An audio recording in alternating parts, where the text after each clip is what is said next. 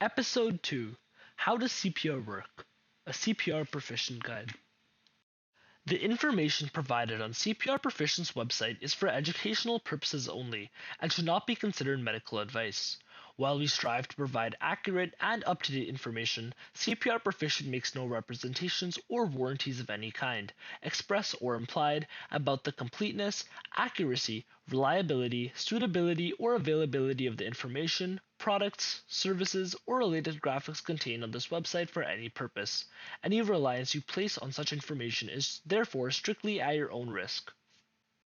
Discussed in the last lesson, CPR has four primary objectives. The first one is to maintain adequate blood pressure and maintain circulation.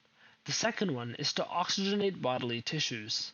The third one is to prevent brain and vital organ damage, and the fourth and most important goal is to enable the utilization of advanced cardiac life support measures and eventually resuscitate the victim.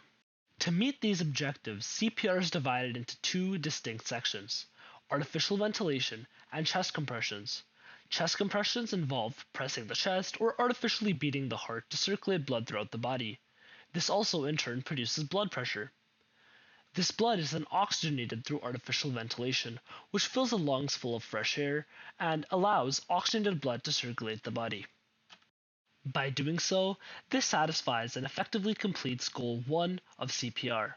And additionally, by maintaining perfusion, it enables a higher rate of successful defibrillation, which accomplishes Goal 4 of CPR.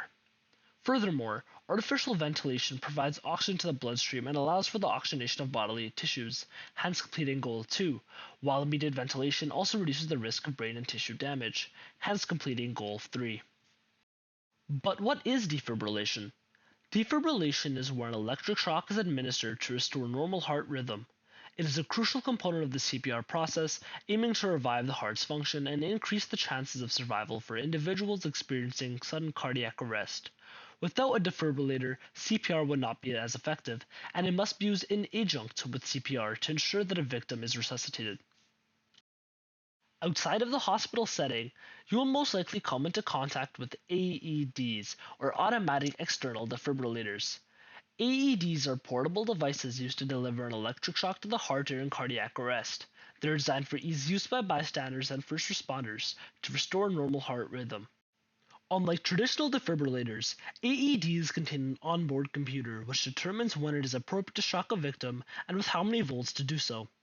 This eliminates any source of human error and allows anyone to begin resuscitation protocols.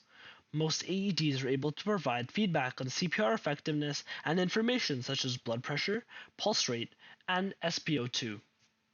There are many commercial types of AEDs, and they can be found in almost all public spaces, although they all have the same simple steps to use them. This will be covered further in depth in another lesson. Two cardiac rhythms you've commonly seen are the sinus rhythm, which is a normal and healthy heartbeat, and asystole, which is a patient without a beating heart. But the question is, can you defibrillate someone in a systole? The answer is no. AEDs won't work on any victim as there's only two types of shockable rhythms. In these arrhythmias, the heart's electrical signals have become disorganized, which leads to the ineffective pumping of blood.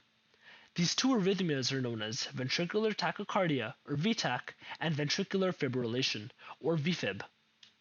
There are four factors that influence the effectiveness of CPR: early intervention, quality CPR, proper ventilation, and defibrillation. CPR and defibrillation within the first 5 minutes can almost triple the rate of survival, while quality compressions with adequate depth, rate, and chest recoil leads to more successful outcomes, and an open airway with adequate oxygen delivery can improve survival rates significantly. Lastly, CPR is rarely successful without the employment of defibrillation devices, and that's why it is priority to ensure that you have an AED or another type of defibrillator on site when trying to resuscitate a patient.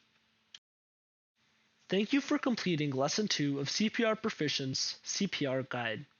Please move on to Lesson 3.